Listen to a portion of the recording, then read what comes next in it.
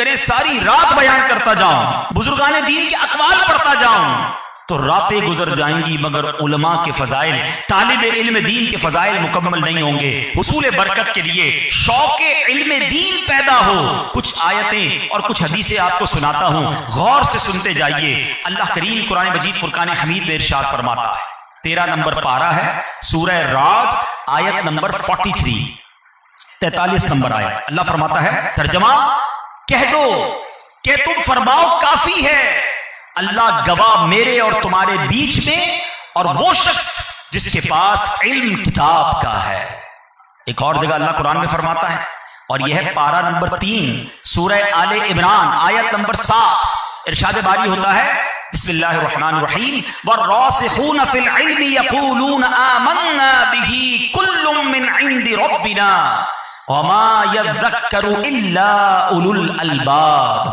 اس کا ترجمہ سنو، اور پکے لوگ علم میں پختہ علم والے کہتے ہیں ہم اس پر ایمان لائے، سب ہمارے رب کے پاس سے ہے، اور نصیحت نہیں مانتے مگر عقل والے۔ یہ آیت سبحان اللہ اہل علم کے کمال ایمان اور عمل اور نہایت انقیاد یعنی تابع داری پر دلالت کرتی ہے۔ علم ہو تو پھر اللہ پاک اس میں تابع داری بھی عطا فرما دیتا ہے، کمال ایمان بھی عطا فرما دیتا ہے، اور سبحان اللہ کیا خوبصورت بات اللہ قرآن میں فرماتا ہے۔ ایک اور جگہ ارشاد ہوتا ہے، انما یخشی اللہ من عبادہ العلماء۔ علماء کی شان سنو، قرآن کہہ رہا ہے، فرمایا اس کے علاوہ کوئی اور بات نہیں، جزی نیس، یعنی اللہ کے بندوں میں وہی کرتے ہیں اللہ سے جو علماء ہیں، کیونکہ ان کو علم ہوتا ہے، اللہ کی معرفت حاصل ہو جاتی ہے۔ سبحان اللہ۔ ایک اور آیت سنو، لوگ کہتے ہیں یار آج کل کے عالم میں اور ہم میں کیا فرق ہے؟ معاذ اللہ، لوگ علماء کو وہ اسٹیٹس، وہ مقام اور ان کا دل میں وہ عزت نہیں کرتے، حالانکہ سچی بات یہ ہے کہ مقابلہ ہی نہیں ہے، کمپیریزن ہی نہیں ہے۔ دنیا کا کتنا ہی بڑا مالدار کیوں نہ ہو، دنیا کا کتنا ہی بڑا نامور آدمی کیوں نہ ہو، اگر علم دین نہیں ہے اور سامنے ایک عالم دین کھڑا ہو جائے، اس کا کوئی مقابلہ ہی نہیں، کیونکہ میں نہیں، رب فرما رہا ہے۔ قرآن مجید میں ارشاد ہوتا ہے، قل هل يستوي الذين يعلمون والذين لا يعلمون۔ قرآن کیا کہہ رہا ہے؟ تم کہو، یعنی تم فرماؤ، کیا برابر ہے وہ لوگ کہ جانتے ہیں اور وہ لوگ جو نہیں جانتے؟ کوئی برابری نہیں ہے۔ علماء کی شان ورا الورا ہے۔ اب آؤ میرے آقا کی کچھ حدیثیں سنتے جاؤ، ایمان تازہ کرو، حسرت دل میں پیدا کرنی چاہیے کہ کاش میں بھی عالم بن جاؤں، کاش میں بھی اس فضیلت کا حامل بن جاؤں۔ سبحان اللہ۔ اللہ کے حبیب علیہ الصلوۃ والسلام فرماتے ہیں، ترمذی شریف کی حدیث ہے کہ نبی پاک کے سامنے دو لوگوں کا ذکر ہوا، ایک عابد کا، دوسرا عالم کا۔ اچھا، غیر عابد کی تو بات ہی نہیں ہو رہی، جو نمازیں نہیں پڑھتا، گناہ گار ہے، اس کا بات نہیں ہو رہی۔ ایک عبادت گزار شخص جس کو معاشرے میں بڑی عزت سے دیکھا جاتا ہے کہ یار یہ 5 وقت کا نمازی ہے، تہجد گزار ہے، مذہبی حلیہ ہے، اچھی بات ہے۔ عابد اور عالم، ان دونوں کا ذکر ہوا نبی پاک کے سامنے۔ پیارے آقا علیہ الصلوۃ والسلام نے فرمایا، فضل العالم علی العابد کفضلی علی ادناکم۔ آقا فرماتے ہیں عالم کی عابد پر فضیلت ایسی ہے جیسی میری فضیلت تمہارے کمتر پر۔ اللہ کے حبیب تو کجا من کجا، ہم کہاں اور وہ کہاں۔ اللہ کے حبیب فرماتے ہیں کہ عابد پر عالم ایسی فضیلت رکھتا ہے جیسی میری فضیلت تمہارے ادنا پر ہے۔ اس سے اندازہ کیجئے کہ اس کا کمپیریزن ہی نہیں ہے، اس کا مقام اللہ اور اس کے رسول کی بارگاہ میں کس قدر بلند ہے۔ سبحان اللہ۔ اللہ کے حبیب علیہ الصلوۃ والسلام ایک اور جگہ ارشاد فرماتے ہیں، قیامت کے دن علماء کی دواتوں کی سیاہی، علماء جو لکھتے ہیں نا، اب تو خیر بال پین آ گئے، مارکر آ گئے، پہلے کیا تھا؟ سیاہی سے، دوات سے لکھا جاتا تھا۔ اللہ اللہ، اے علماء، ہم آپ کے قدموں کی خاک کے برابر نہیں ہیں۔ ذرا میں آپ سے ایک سوال کروں کہ سب سے بڑی قربانی دین کے لیے کون دیتا؟ جو شہید ہو جائے۔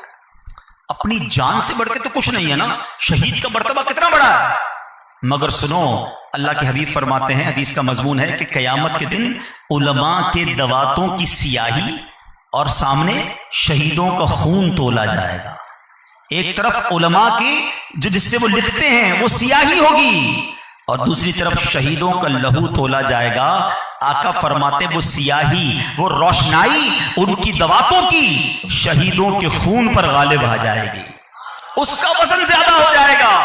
علم دین اور اس کو پھیلانے کا کام، اس کے لیے کوشش کرنا، یہ اللہ اور اس کے رسول کی بارگاہ میں کتنا مقبول ہے. سبحان اللہ سبحان اللہ. بڑی پیاری ایک روایت ہے، سنو.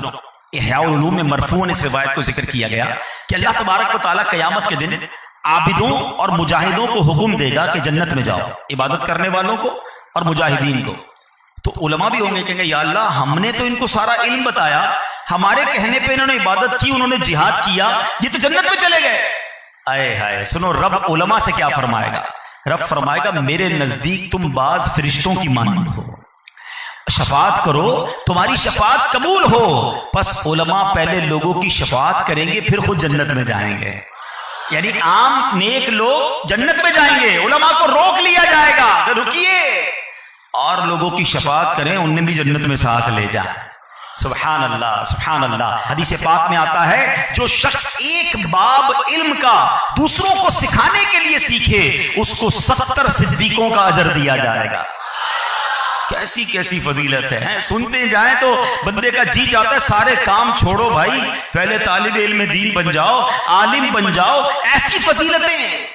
مگر آج کس کو پڑی علم سیکھنے کی؟ آج ٹائم کس کے پاس ہے علم دین کی طرف آنے کا؟ نہ علماء کی عزت کرتے ہیں، نہ طالب علم دین کو کوئی سپورٹ کرنے کے لیے تیار ہے، نہ خود علم سیکھنے کے لیے تیار ہیں. صرف یہ جامعۃ المدینہ والوں پر علم سیکھنا ضروری، یہ فضیلتیں تو سب کے لیے ہیں نا. اور آگے میں بتاؤں گا کہ کچھ علوم ایسے ہیں جس کا سیکھنا فرض ہے، مگر اس کے لیے بھی ہم کسی کے پاس ٹائم نہیں ہے. اللہ اکبر. سنو، عالم جو بن جائے نا، اس کا مرتبہ پتہ ہے کیسا ہے؟ امام غزالی فرماتے ہیں کہ عالم کو ایک نظر دیکھنا سال بھر کی نماز اور روزے سے بہتر ہے. عالم کو صرف دیکھنے کا یہ مقام ہے. اس عالم کا اپنا مقام کیا ہوگا، اس کی اپنی نیکیوں کا عالم کیا ہوگا کہ جس کو دیکھنے پر 1 سال کے روزے اور عبادت کا ثواب مل جائے. سبحان اللہ. اللہ اکبر. اللہ کریم ہمیں علماء کرام کی برکتیں نصیب فرمائے. اور یہ پتہ ہے اللہ کی طرف سے عطا ہوتی ہے. لوگ کہتے ہیں یار اس پر اللہ نے بڑا کرم کیا، بڑا پیسہ آ گیا اس کے پاس، اس پر اللہ نے بڑی مہربانی کی، بڑی گاڑی لے لی اس نے، ہاں اس کی ترقی ہو گئی، اپنے آفس کے اندر تنخواہ بڑھ گئی. یقیناً اللہ کی مہربانی ہے، اللہ ہی عطا فرمانے والا ہے. مگر آپ کو بتاؤں اللہ جب کسی سے بھلائی کا ارادہ فرماتا ہے نا تو کیا ہوتا ہے. سنو، بخاری اور ترمذی میں یہ حدیث موجود ہے. نبی پاک علیہ الصلوۃ والسلام نے فرمایا من یرید اللہ بہ خیرا، اللہ تعالیٰ جس سے خیر کا ارادہ فرماتا ہے نا، یفقہہ فی الدین، اللہ تعالیٰ اسے دین کی سمجھ عطا کر دیتا ہے. دین کی سمجھ بوجھ جسے عطا ہو جائے، اللہ نے اس سے گویا بھلائی کا ارادہ فرما لیا ہے. اب اس کے دن پھر گئے ہیں، انشاءاللہ وہ ترقی کرے گا اور آگے بڑھ جائے گا. سبحان اللہ. آج لوگ کہتے ہیں فلاں بڑے خاندان کا وارث ہے. ارے بھائی بہت بڑی پارٹی ہے، اس کے والد صاحب کی بڑی ملیں ہیں، یہ تو فلاں کمپنی کا، فلاں خاندان کا، فلاں رئیس کا وارث ہے. آؤ آج میں بتاتا ہوں انبیاء کے وارث کون ہیں. اس سے بڑی کوئی وراثت ہے؟ سنو، میرے آقا علیہ الصلوۃ والسلام فرماتے ہیں، ابو داؤد شریف کی حدیث ہے، جو شخص طلب علم میں کسی ایک راہ چلے، اللہ اسے جنت کی راہوں میں سے ایک راہ چلا دے. اے جامعۃ المدینہ آنے والوں، ہمت نہ ہارنا، تمہاری یہ راہیں ہیں، یہ جنت کی راہیں ہیں. اور فرمایا بے شک فرشتے اپنے بازو طالب علم کی رضامندی کے واسطے بچھاتے ہیں، اور بے شک عالم کے لیے استغفار کرتے ہیں سب زمین والے اور سب آسمان والے، یہاں تک کہ مچھلیاں پانی میں. اور بے شک فضل عالم کا عابد پر ایسا ہے جیسے 14ویں رات کے چاند کی بزرگی سب ستاروں پر. اور بے شک علماء وارث انبیاء کے ہیں، اور بے شک پیغمبروں نے درہم و دینار کی میراث نہیں چھوڑی بلکہ علم کو میراث چھوڑا ہے. پس جو علم حاصل کرے اس نے بڑا حصہ حاصل کر لیا. انبیاء کی وراثت پیسے نہیں ہوتے، درہم و دینار نہیں. انبیاء علم چھوڑتے ہیں، علم چھوڑ کر جاتے ہیں، اور اس میراث کو علماء اور طالب علم دین پا لیتے ہیں. اس لیے علماء کو وارث الانبیاء کہا گیا. تو اب میرے بیٹھے اسلامی بھائیوں، چند باتیں میں نے اس لیے قرآن و حدیث سے عرض کی کہ یہ شوق پیدا ہو، علماء کی صحبت میں بیٹھنے کا جذبہ پیدا ہو. یار میں بھی تو عالم دین بن سکتا ہوں. یہ روزانہ چاند پہ تھوڑی جاتے ہیں پڑھنے کے لیے، اور ایسا بھی نہیں ہے کہ 24 گھنٹے پڑھتے رہتے ہیں، کھاتے پیتے سوتے نہیں ہیں، ایسا بھی نہیں ہے. بڑا ایزی ہو گیا ہے. سچی بات بتاؤں آپ کو، 1400 سالوں میں علم دین پڑھنا اتنا آسان نہیں تھا جتنا اس دور میں آسان ہو گیا ہے. ہاں برائیاں ضرور بڑھ گئیں، مگر ٹیکنالوجی کی وجہ سے اور ماشاءاللہ بہت ساری تنظیموں نے یہ کام کیا. دعوت اسلامی آپ کے سامنے. پہلے دیکھیں لوگ ایک ملک سے دوسرے ملک سفر کرتے تھے پڑھنے کے لیے, استاد ہی نہیں ہوتا تھا, ایک دوسرے مدرسے میں جانا پڑتا تھا. پھر کراچی میں بھی, پورے کراچی میں ایک مدرسہ ہوتا تھا. اب ماشاءاللہ گلی گلی, محلے محلے مدرسۃ المدینہ, جامعۃ المدینہ کھل گئے. پھر اس کے بعد دعوت اسلامی نے تو اور آسان کر دیا, انٹرنیٹ کا دور ہے, آن لائن درس نظامی شروع کرا دیا. آپ رات کو 12 بجے فارغ ہوتے ہیں اپنے کاروبار سے, روزانہ رات 12 بجے پڑھنا شروع کر دیں. 24 آورز میں کبھی بھی علم دین پڑھنا ہے, آپ اپنی مرضی کے مطابق پڑھ سکتے ہیں. یعنی اتنا ایزی ہو گیا. کتابیں پہلے خریدنی پڑتی تھی, اب ڈاؤن لوڈ کر سکتے ہیں. تو ٹیکنالوجی نے علم دین سیکھنا آسان ضرور کیا, مگر جیسے جیسے آگے بڑھتا گیا زمانہ لوگ علم سے دور ہو گئے. شوق ختم ہو گیا, جذبہ ختم ہو گیا. وہ جو تڑپ تھی, دوسرے ملک سفر کر کے اونٹوں گھوڑوں پہ لوگ عالم بننے چلے جاتے تھے. آج ہمارے محلے میں علم دین سکھانے والا ہے, مگر ہمارے پاس ٹائم نہیں. مدنی چینل ریموٹ سے آن کرے تو علم دین سیکھنے کو ملتا ہے, اس کو دیکھنے کا ٹائم نہیں. موبائل پر گھنٹوں جناب سوشل میڈیا پر ٹائم گزارنے کا وقت ہے. اسی موبائل سے میں روز علم دین سیکھ سکتا ہوں, کوئی کتاب پڑھ سکتا ہوں, تفسیر قرآن پڑھ سکتا ہوں. اس کا ٹائم نہیں. حالانکہ علم پہنچ گیا فنگر ٹپس پر, علم آ گیا ہماری دسترس میں, مگر شوق دل سے ختم ہو گیا. اللہ اکبر. آج اللہ کرے کہ وہ تڑپ اور شوق نصیب ہو جائے تو علم سیکھنا تو بڑا آسان ہو گیا. بہرحال میرے میٹھے اسلامی بھائیوں, اب بات کرتے ہیں علماء کی مجلس میں بیٹھنے کی فضیلت. مبارک ہو جو ماشاءاللہ آج وقت نکال کر آئے ہیں, علم دین کی اس محفل میں آئے ہیں. یہ آپ کے لمحات ضائع نہیں ہو رہے. ہاں, بڑی بڑی عبادتوں سے بڑا ثواب مل رہا ہے. سنو, اللہ کے حبیب علیہ الصلوۃ والسلام فرماتے ہیں, سیدنا ابو ذر رضی اللہ تعالیٰ کی ایک حدیث میں ہے کہ عالم کی مجلس میں حاضر ہونا 1000 رکعت نماز, 1000 بیماروں کی عیادت اور 1000 جنازوں میں حاضر ہونے سے بہتر ہے. 1000 جنازے کب پڑھیں گے بھائی, 1000 مریضوں کی عیادت ہے. اب ذرا سوچو اس محفل میں حاضر ہونا. اب نبی پاک سے ایک سوال بڑا پیارا کسی نے کیا, کہ حضور یہ ارشاد فرمائیں کہ قرات قرآن سے بھی افضل ہے. کچھ لوگ ہوتے ہیں نا, کہتے ہیں ہم قرآن کی تلاوت کریں گے, علم دین کی مجلس میں نہیں آتے. نبی پاک سے سوال کیا, حضور نماز جنازہ اور مریضوں کی عیادت اور 1000 رکعت سے تو افضل ہے, کیا تلاوت قرآن سے بھی افضل ہے؟ اللہ کے حبیب فرماتے ہیں کیا علم کی مجلس میں حاضر, سوال کیا گیا کہ کیا علم کی مجلس میں حاضر ہونا قرات سے بھی افضل ہے؟ فرمایا کیا قرآن بغیر علم کے نفع بخش ہے؟ علم کے بغیر کیا قرآن فائدہ دے گا؟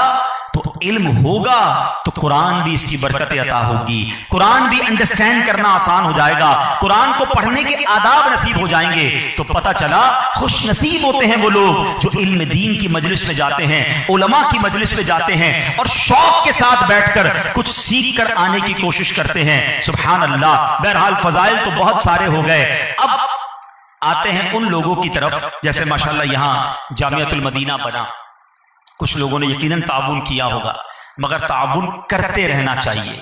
سچی بات پتہ کیا ہے کہ یہ میرے اور آپ کے پیسوں کا نصیب ہے جو علماء پہ خرچ ہو جائے, جو طلباء پہ خرچ ہو جائے. ہم اگر خود عالم نہیں بن سکے تو کسی کو عالم بننے میں مددگار تو بن سکتے ہیں کہ چلو یہ علماء ہیں, قیامت کے دن انشاءاللہ ہم نے حدیث سنی ہے کہ ان کو کہا جائے گا رکیے اور لوگوں کی شفاعت کرو اور انہیں جنت میں لے جاؤ. کیا پتا قیامت کے دن کوئی عالم دین ہمارا ہاتھ پکڑ لے, آپ نے مدد کی تھی, میں عالم بن گیا, چلیے جنت میں ساتھ چلتے ہیں. میں آپ کو حدیث سناتا ہوں. میرے آقا فرماتے ہیں الدال علی الخیر کفاعلہ, اللہ کے حبیب فرماتے ہیں بھلائی پر دلالت یعنی بھلائی پر رہنمائی کرنے والا جو ہے بھلائی کرنے والے جیسا ہے, یعنی بھلائی کرنے والے کی طرح ہے. آپ عالم نہیں بن سکے, انشاءاللہ علماء کو سپورٹ کرو گے تو آپ کو بھی ثواب ملے گا. اور روایتوں میں آتا ہے نا, مجاہد جو کہ جہاد کرتا ہے اور مجاہد کو سامان دینے والا دونوں برابر ہیں, کیونکہ وہ جہاد کر رہا ہے, یہ پیچھے سپورٹ کر رہا ہے. بالکل اسی طرح اگر کوئی دین کا کام کر رہا ہے, آپ پیچھے سپورٹ کرنے والے بن جائیں گے, انشاءاللہ میرے رب کی رحمت سے امید ہے آپ کو بھی اس کا اجر ملے گا. اچھا, یہاں پر ایک اور بات عرض کرتا چلوں کہ ہمیں یہ بات سمجھنی ہے کہ علم دین ہمیں بھی سیکھنا ہے. ہاں, ہم جو ہے جناب ٹھیک ہے, مولانا صاحب نے کہہ دیا میں جامعۃ المدینہ میں ایک طالب علم کو اسپانسر کر دوں گا, میری ذمہ داری پوری ہو گئی. ٹھیک ہے, جتنا کورس یہ کرتے ہیں یہ سب پر سیکھنا فرض نہیں ہے, مگر ایک حد تک علم سیکھنا یہ ہم سب پر فرض ہے. وہ نہیں کریں گے تو گناہگار ہوں گے. حدیث پاک بڑی مشہور ہے, سنی ہوگی آپ نے. آقا فرماتے طلب العلم فریضۃ علی کل مسلم, علم کا حاصل کرنا ہر مسلمان پر فرض ہے. اسکولوں میں بھی ہم نے دیکھا تھا یہ لکھی ہوئی ہوتی تھی حدیث. حالانکہ علماء فرماتے ہیں اس سے دنیاوی علم مراد نہیں ہے, اسکول کالج والا علم مراد نہیں ہے, بلکہ سب سے پہلے اس سے ضروری دینی علم مراد ہے. اس حدیث سے کون سا علم سیکھنا ضروری ہے؟ اب ذرا میں چند چیزیں بتاتا ہوں, غور سے سن لیں, تاکہ ایٹ لیسٹ کم از کم جو علم سیکھنا فرض ہے وہ تو ہم سارے پورا کر لینا. مدری چل کے ناظرین بھی غور سے سنیں. فرمایا کہ سب سے پہلے بنیادی عقائد سیکھنا فرض ہے. اللہ کے بارے میں ہمارا کیا عقیدہ ہونا چاہیے, نبیوں کے بارے میں, رسول پاک کے بارے میں, فرشتوں کے بارے میں, قیامت کے بارے میں, جنت کے بارے میں, دوزخ کے بارے میں, جو بنیادی ہمارے عقائد ہیں اس کے بارے میں ہمارا علم سیکھنا, عقیدہ سیکھنا فرض ہے. بہت سو کو نہیں پتا ہوتا. آگے چلتے ہیں. فرمایا اس کے بعد نماز کے فرائض, اس کی شرائط, اس کے مفسدات. پھر رمضان کی جب تشریف آوری ہوگی تو اب ہم پر روزے فرض ہو گئے تو روزوں کے ضروری مسائل سیکھنا فرض. جس پر زکوٰۃ فرض ہو اس پر زکوٰۃ کے ضروری مسائل سیکھنا فرض ہیں. جس پر حج فرض ہو جائے گا اس پر حج کے مسائل سیکھنا فرض ہو جائیں گے. نکاح کرنا چاہتا ہے تو نکاح کے مسائل سیکھنا ضروری. تجارت کرنا چاہتا ہے تو تاجر کو خرید و فروخت کے مسائل سیکھنا ضروری. نوکری کرنے والے کو نوکری کرنے کے مسائل سیکھنا ضروری ہو جائیں گے. جب آپ کسی کو نوکر رکھیں گے, اجیر رکھیں گے, تو اب نوکر رکھنا کیسے ہے, اس کی اجرت کیسے دینی ہے, اس کے شرعی مسائل کیا ہیں, وہ سیکھنا ضروری ہو جائیں گے. تو اسی طرح میرے میٹھے اسلامی بھائیوں, پیارے اسلامی بھائیوں, اس بات کو سمجھیے کہ اس ہر بندے کی موجودہ حالت کے مطابق اس پر اپنے مسئلے سیکھنا فرض عین ہے. اس کے علاوہ بھی اور بہت ساری باتیں ہیں جس کو باطنی بیماریاں کہتے ہیں, باطنی برائیاں کہتے ہیں. مثال کے طور پہ عاجزی, اخلاص, یہ تو بڑی اچھی نعمت ہے, اس کے بارے میں معلوم ہو. تکبر کس کو کہتے ہیں, ریاکاری کس کو کہتے ہیں, غیبت کس کو کہتے ہیں, پتہ ہی نہیں ہوگا تو بچو گے کیسے؟ ایک فہرست ہے پوری جو علوم سیکھنا ضروری ہے. مگر یہاں ہم سے پوچھو بھائی آج کل دنیا میں ہو کیا رہا ہے, کون سی ٹیم کون سا میچ کھیل رہی ہے, کون سے ملک کا وزیر اعظم تبدیل ہو گیا ہے, کون سا جناب معاملہ کدھر ہے. روزانہ کچھ لوگ تو عجیب لوگ ہیں, روزانہ ڈالر کے ریٹ دیکھ رہے ہوں گے. $1 خریدنا نہیں, ڈالر کا ریٹ روز پتا ہوگا. سونے کا 1 تولہ خریدنا نہیں, سونے کا ریٹ روز معلوم. خامہ خائی کی معلومات. سوشل میڈیا پہ گھنٹوں بحث, ٹاک شو دیکھ رہے تو ایسے دیکھ رہے جیسے ملک کا حال یہی چلا رہے ہیں.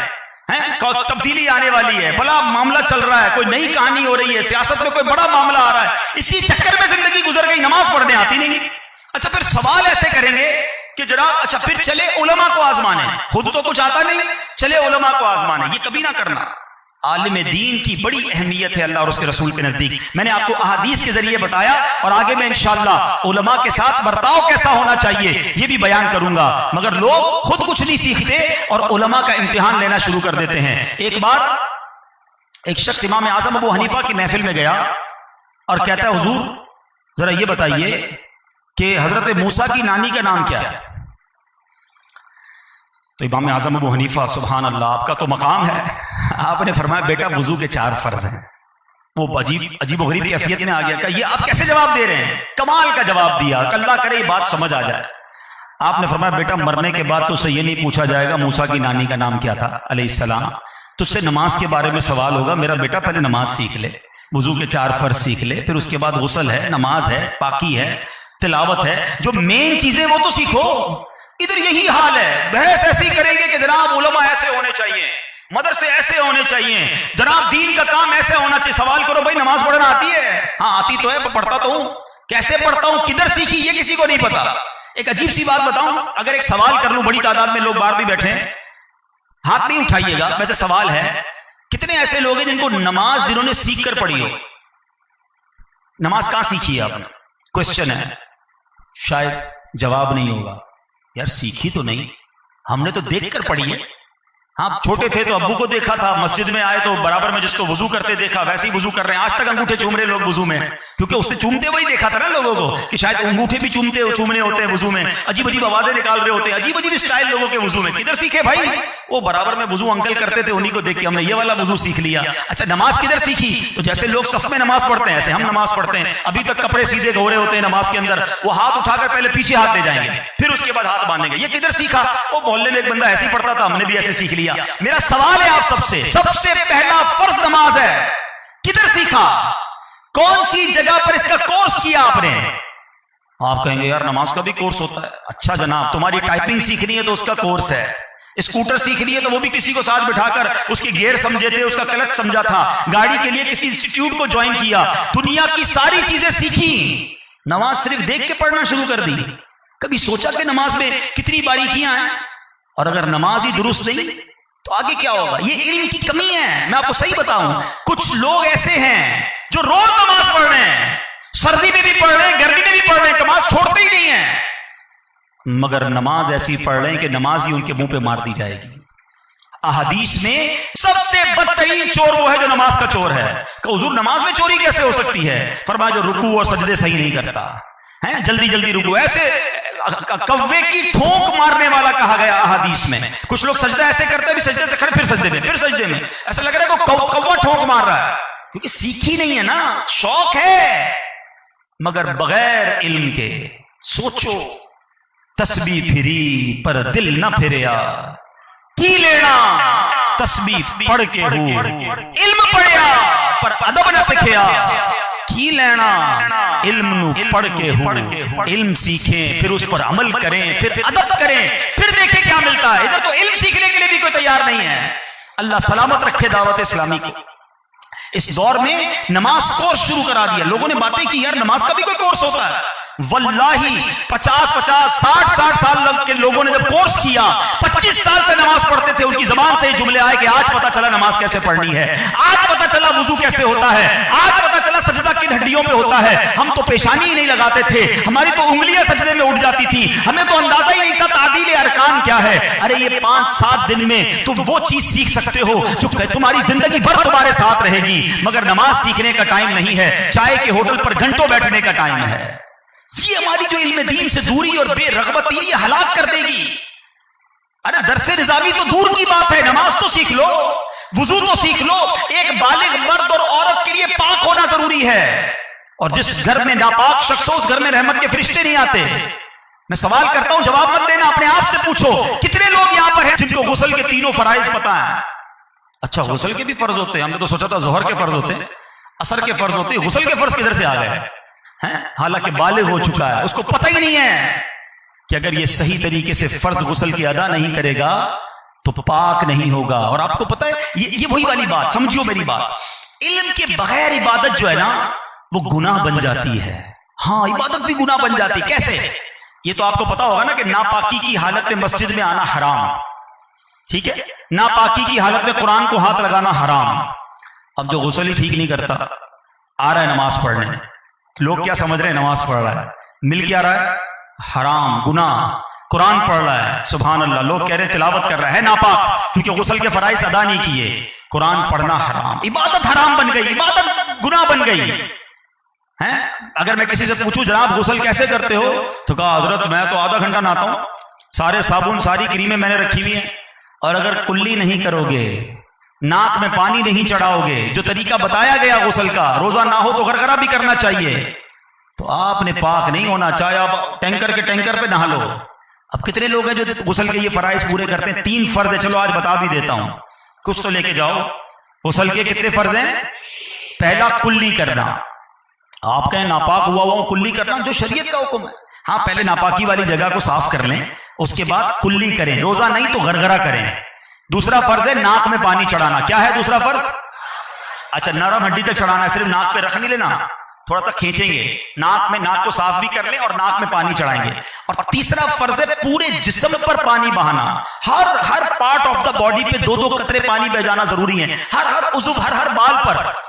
اب اس میں بھی اشارہ کر دوں گا، سمجھدار لوگ سمجھ جائیں گے کہ ہماری باڈی میں کچھ ایسی جگہیں ہیں جہاں جب تک ہم پانی نہیں پہنچائیں گے نہیں پہنچے گا پانی۔ ہم شاور کے نیچے کھڑے ہو گئے، آدھا گھنٹہ کھڑے ہو گئے، پانی نہیں پہنچا وہاں پر جہاں پہنچانا تھا، کیونکہ ہر حصے پر پہنچانا ہے۔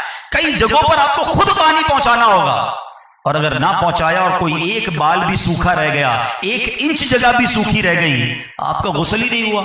غسل نہیں ہوا تو پاک ہی نہیں ہوئے، پاک نہیں ہوئے تو عبادت ہی نہیں ہوگی۔ سوچو، یہ بے علم کی عبادت مروا دے گی، یہ علم سے دوری تباہ کر سکتی ہے۔ میں آپ کو ایک واقعہ سناتا ہوں۔ ایک بار ہمارے اسلام میں مکہ پاک میں الحمدللہ دعوت اسلامی کے مبلغین جہاں بھی ہوتے ہیں دین کی بات کر رہے ہوتے ہیں، مسائل سکھا رہے ہوتے ہیں، نماز وضو غسل کی بات ہو رہی ہوتی ہے۔ حرم پاک میں ہمارے اسلامی بھائی نے کچھ اسلامی بھائیوں کو جمع کر کے کچھ غسل کے مسائل بتائے، جیسے میں نے بھی آپ کو فرائض بتایا۔ پتہ ایک شخص احرام کی حالت میں رونے لگ گیا، احرام میں تھا، اور کہتا ہے زندگی میں پہلی بار سنا ہے غسل کیسے ہوتا ہے، میں نے تو آج تک ایک بار بھی ایسے غسل نہیں کیا۔ وہ کھڑا کدھر تھا؟ حرم پاک میں۔ کس حالت میں تھا؟ احرام میں۔ ہمارے اسلام نے پتہ کیا کیا؟ اس کا ہاتھ پکڑا، اس کو حرم سے باہر لے آیا۔ اس کی وجہ کیا ہے؟ سوچو، کیونکہ حرم کی ایک نیکی 1,00,000 نیکی کے برابر ہے، اور حدود حرم میں ایک گناہ 1,00,000 گناہ کے برابر ہے۔ اگر کوئی شخص حرم شریف میں بے غسلہ موجود ہے، ہر لمحے 1,00,000 گناہ کما رہا ہے۔ طواف کر رہا ہے، وہ سمجھ رہا ہے میں ثواب کما رہا ہوں، ہر قدم پہ گناہ کما رہا ہے۔ ارے لاکھوں روپے خرچ کر کے گناہ کما رہا ہے، کیوں؟ دس از دا ڈفرنس۔ یہی بات سمجھانے کی میں کوشش کر رہا ہوں کہ علم کے بغیر عبادت یہ بعض اوقات بڑی بربادی ہو جاتی ہے۔ روایتوں پہ مضمون ملتا ہے، کچھ قرآن پڑھنے والے ایسے ہیں کہ وہ قرآن پڑھتے ہیں مگر قرآن انہی پر لعنت کرتا ہے۔ تو قرآن پڑھیں، کون منع کرتا ہے، مگر سیکھیں نا، اس کے مخارج سیکھیں، اس کا طریقہ سیکھیں۔ نماز ضرور پڑھیں، فرض ہے، مگر نماز کے مسائل سیکھو۔ دنیا بھر کی جناب ٹیکنالوجی سیکھ لی، ہر آنے والا سافٹ ویئر سیکھ لیا، نماز نہیں سیکھی، تلاوت نہیں سیکھا۔ میں تو آپ کو بیسک علم دین کی باتیں کر رہا ہوں، پاک ہونا تو سیکھ لو۔ اور یہ الحمدللہ آج کے اس پرفتن دور میں دعوت اسلامی ہمیں سکھا رہی ہے، پکڑ پکڑ کے سکھا رہی ہے، بغیر کسی پیسوں کے سکھا رہی ہے۔ نماز سکھانے کے 50,000 روپے ہوتے نا تو بھی ہمیں اپنی کوئی چیز بیچ کے سیکھنی چاہیے تھی، مگر ادھر تو کہتے ہیں آ جاؤ 7 دن کے لیے پیسے، کھانا بھی ہم کھلائیں گے، خدا کے واسطے سیکھ لو، مگر ٹائم نہیں ہے۔ مدنی قافلے میں آ جاؤ، وہاں کچھ سکھا دیں گے، مدنی قافلے میں جانے کا ٹائم نہیں ہے۔ درس نظامی تو بہت کمال کی بات ہے، مگر جو بیسک علوم ہیں وہ تو سیکھیں۔ اور آج ہم نے علماء کے فضائل سنے، طلباء کے فضائل سنے۔ گھر میں ایک میٹنگ ہوتی ہے، خاندان والے بیٹھ کے بات کرتے ہیں، یار خاندان میں ایک ڈاکٹر ہونا چاہیے، یار ایک وکیل ہونا چاہیے فیملی میں۔ سچی بات یہ ہے کہ عالم دین ہونا چاہیے، ایک حافظ قرآن گھر میں ہونا چاہیے۔ قیامت کے دن اگر ہم کسی مصیبت میں گرفتار ہو جائیں، میرا بیٹا اگر عالم باعمل ہوگا تو ہاتھ پکڑ کے والد کو جنت میں لے جائے گا۔ فکر کرو اپنی آخرت کی، اپنے بچوں کو، اپنی فیملی میں، اپنی بچیوں میں۔ کمال دیکھو دعوت اسلامی کا، بچوں کے لیے جامعۃ المدینہ الگ بنا دیے، بچیوں کے لیے الگ بنا دیے۔ ارے ماشاءاللہ ہزاروں بچیاں عالمہ بن رہی ہیں۔ اپنی بچی کو، اپنے بچوں کی والدہ کو، اپنی بہن کو آگے بڑھاؤ کہ یہ عالم بن گئی، کل انشاءاللہ اس کے یہاں بچے ہوں گے، ارے ماں ہی عالمہ ہوگی تو پوری نسلوں کی تقدیر بدل جائے گی۔ سب سے پہلی درس کا ماں ہوتی ہے۔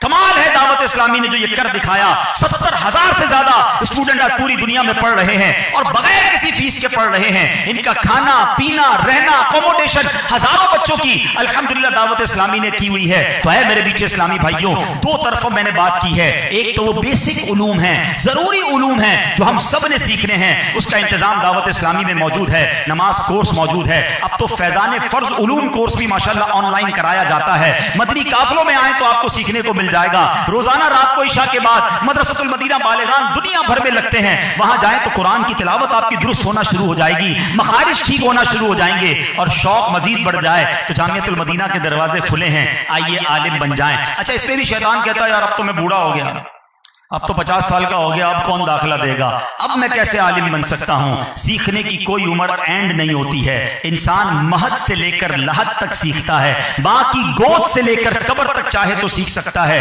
اگر سیکھنا چاہے۔ الحمدللہ مجھے یاد ہے کہ یو کے اندر ایک ہمارے اسلامی بھائی غیر مسلم تھے، مسلمان ہوئے اور 65 سال کی عمر میں انہوں نے درس نظامی شروع کیا، اور 72 سال کی عمر میں درس نظامی سے فارغ بھی ہو گئے۔ تو جذبہ ہو تو الحمدللہ راستہ مل جاتا ہے۔ تو بہرحال یہ میں چند باتیں کرنی تھی۔ اپنے آپ کو علم سے دور نہ رکھو، جہالت میں نہ رکھو، علم دین سیکھنے آ جائیں۔ بڑا آسان ہو گیا علم دین سیکھنا، میں نے آپ کو کئی طریقے بتا دیے۔ ہمیشہ یاد رکھیں کہ علم ضرور سیکھیں مگر اچھی نیت کے ساتھ سیکھیں۔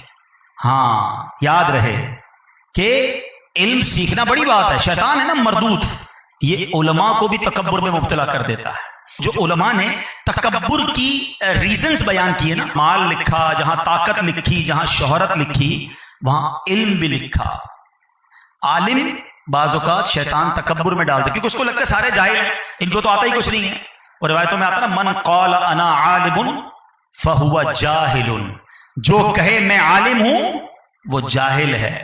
اس لیے نا اپنے آپ کو سمجھے کہ جناب اب میں نے بہت علم سیکھ لیا، یا بندہ اس لیے علم سیکھے کہ پھر بتاؤں گا لوگوں کو تمہیں کیا آتا ہے، دیکھو مجھے کتنا کچھ آتا ہے۔ اگر اس نیت سے علم سیکھا تو اس کی کوئی برکت نہیں ملنی، یہ الٹا اور علم پر بھی مار پڑنی ہے۔ وہ روایت یاد ہوگی نا کہ قیامت کے دن ایک بندے کو لایا جائے گا اللہ کی بارگاہ میں، عالم ہوگا، کہا جائے گا تو نے کیا کیا میرے لیے؟ وہ عرض کرے گا مولا علم سیکھا، دوسروں کو سکھایا۔ فرمایا تو جھوٹا ہے، تو نے اس لیے علم سیکھا کہ تجھے عالم کہا جائے، تجھے کہہ لیا گیا اے فرشتوں اس کو اٹھا کر جہنم میں ڈال دو۔ وہ عالم جو اس لیے علم سیکھے کہ عالم کہے، شہرت ہو، واہ واہ ہو، لوگوں پر ذرا روب جماؤں، تو پھر اس علم کا فائدہ نہیں ہے۔ یعنی علم بھی سیکھنا ہے، علم کے ساتھ سیکھنا ہے۔ سوچئے میں نے ابھی آپ کو کہا نا کہ عبادت علم کے ساتھ بہتر ہوگی، تو علم سیکھنے کے لیے بھی وہ والا علم سیکھنا ہوگا کہ کن باتوں سے بچنا ہے۔ کسی کی نماز اسے جنت میں پہنچاتی ہے اور کسی کی نماز ہی اسے دوزخ میں پہنچاتی ہے۔ ارے جناب نماز دوزخ میں کیسے پہنچ جائے گی؟ بھائی اس لیے نماز پڑھ رہا ہے کہ لوگوں پہ واہ واہ ہو، پتہ چلے میں بڑا نمازی ہوں، کتنی اچھی تلاوت کرتا ہوں، کتنا سلولی نماز پڑھتا ہوں، برابر والے پہ ذرا روب آ جائے۔ اگر یہ نیت ہے تو نماز تو جہنم میں لے جائے گی، کیونکہ تم اللہ کے لیے پڑھی نہیں ہے۔ اعمال کا دار و مدار نیتوں پر ہے۔ میں ایک آخری حدیث سنا کر پھر اپنی بیان کو کمپلیٹ کرتا ہوں، اور یہ خاص میرے بچوں کے لیے، میرے طلباء کے لیے ہے۔ آقا فرماتے کم من عمل یتصور بصورت اعمال الدنیا، فرمایا بہت سے اعمال ظاہری طور پر دنیاوی نظر آتے ہیں۔ آئے ہائے کیا حدیث ہے، ذرا سنو سب سنیے گا۔ آقا فرماتے بہت سے اعمال ایسے ہیں جو بظاہر دنیاوی کہلاتے لگتے ہیں، وَيَسِيرُ بِحُسْنِ النِّيَّةِ مِنْ أَعْمَالِ الْآخِرَةِ، آقا فرماتے لیکن حسن نیت کی وجہ سے وہ اعمال جو ہیں وہ آخرت کے اعمال بن جاتے ہیں۔ ہے تو دنیاوی عمل مگر نیت اچھی ہے، وہ دنیاوی عمل بھی آخرت کا عمل بن گیا ہے۔ مثال کے طور پہ خوشبو لگانا نارمل سی بات ہے، مگر اچھی نیت شامل ہو جائے کہ یار لوگوں کو میرے پسینے کی بو سے بچت ہوگی، انشاءاللہ میں بھی سنت کی نیت سے لگا رہا ہوں۔ حدیث کا اگلا حصہ سنو، بڑا سبق آموز ہے۔ میرے آقا فرماتے ہیں وَكَمْ مِنْ عَمَلٍ تَصَوَّرُ بِصُورَةِ أَعْمَالِ الْآخِرَةِ، آقا فرماتے کچھ اعمال ظاہری طور پر آخرت کے لیے تصور کیے جاتے ہیں، ثُمَّ يَصِيرُ مِنْ أَعْمَالِ الدُّنْيَا بِسُوءِ النِّيَّةِ، مگر وہ اعمال نیت بد کی وجہ سے اعمال دنیا میں شمار ہوتے ہیں۔ جو ابھی میں نے مثال دی کہ نماز نیکی کا کام تھا لیکن نیت غلط ہو گئی تو ثواب بھی چلا گیا، ایسے بہت ساری نیکیاں۔ تو خدا را علم دین ضرور پڑھیں، دل و جان سے پڑھیں، اچھی نیت سے پڑھیں، علم کی آفات سے اپنے آپ کو بچائیں، اور کبھی بھی کسی مالدار کو دیکھ کر، کسی پیسے والے کو دیکھ کر ڈی مورلائز مت ہونا، حوصلہ مت اپنا پست کر دینا کہ یار میں بھی کاروبار کرتا، میں بھی پیسے والا بنتا، میں بھی ڈگریاں حاصل کرتا، میں تو علم دین پڑھ کے پیچھے رہ گیا۔ اے میرے بچوں، اے میرے اسلامی بھائیوں، عالم اور مالدار کا کوئی کمپیریزن نہیں ہے۔ بڑے بڑے مالدار بادشاہ بھی عالم کے ضرورت مند ہوتے ہیں۔ آپ نے کسی عالم کو کسی بادشاہ کی گاڑی کا دروازہ کھولتے ہوئے بادشاہ یا پیسے والے کا جوتا اٹھاتے نہیں دیکھا ہوگا، بڑے بڑے پیسے والوں کو عالم کے ہاتھ چومتے دیکھا ہوگا، ان کے جوتے اٹھاتے دیکھا ہوگا۔ ارے آج بھی دنیا کو پتا ہے کہ عالم کا مرتبہ کیا ہے، اور جناب بادشاہوں کو بھی عالم کی ضرورت ہوتی ہے۔ زندگی کے کئی ایسے موڑ آتے ہیں جہاں علم والا ضروری ہوتا ہے۔ اسی طرح فرمایا کہ مالدار کی قدر و قیمت اس کے مال کی وجہ سے ہوتی ہے، بلکہ عالم کی قدر و قیمت اس کے علم کی وجہ سے ہوتی ہے۔ مالدار کے پاس مال ختم ہو جائے کوئی عزت نہیں کرتا، عالم کا خزانہ کوئی چھین نہیں سکتا، وہ بڑھتا ہی چلا جاتا ہے، اللہ عزت بھی بڑھاتا چلا جاتا ہے۔ مالدار جب مر جاتے ہیں نا ان کا ذکر بھی ختم ہو جاتا ہے۔ تو کبھی بھی مال کو فوقیت نہ دیں، کبھی بھی مال کو دیکھ کر دل چھوٹا نہ کریں، یہ بڑا ہاتھ کا میل ہے۔ اللہ نے جو آپ کو عزت اور جو مقام دیا ہے وہ بہت ہی بڑا ہے۔ اللہ مجھے اور آپ کو اخلاص کے ساتھ علم دین سیکھنے کی توفیق عطا فرمائے۔ اللہ کرے کہ ہم بھی عالم با عمل بن جائیں، علماء کی جو فضیلتیں قرآن و حدیث میں شامل ہیں اللہ اس میں ہمیں شامل کر لے، اور اپنے ساتھ ہمیشہ علماء کا ادب کریں۔ یہ علماء شفاعت کریں گے اپنے پانی پلانے والے کو، اپنا جناب جوتا اٹھانے والے کو، ہاتھ پکڑنے والے کو، جس نے بھی عالم دین کی خدمت کی ہوگی نا، انشاءاللہ قیامت کے دن وہ علماء ان کی شفاعت کریں گے۔ سبحان اللہ، امیر اہل سنت پر قربان جائیں، کیا علماء کی محبت کا درس ہمیں پلایا۔ آپ نے دعوت اسلامی کے 72 نیک اعمال میں یہ شامل کر دیا کہ ہر مہینے کسی میں عالم دین یا کسی امام صاحب جو ہیں ان کی کچھ نہ کچھ مدد کریں، 12 روپے، 112 روپے، کوئی نہ کوئی تحفہ انہیں دیں، تاکہ علماء کی دل میں عظمت بھی پیدا ہو اور علماء کی دعائیں بھی ملیں۔ تو اللہ کرے کہ ہم عالم اور طلباء کی دل سے عزت کرنے والے بن جائیں اور اس کی برکتیں ہمیں نصیب ہوں۔ اللہ پاک ہم سب کو عمل کرنے کی توفیق عطا فرمائے۔ میرے اعمال کی اصلاح کرم سے کر دے، محبت میں اپنی گمایا الہی، نہ پاؤں میں اپنا بتایا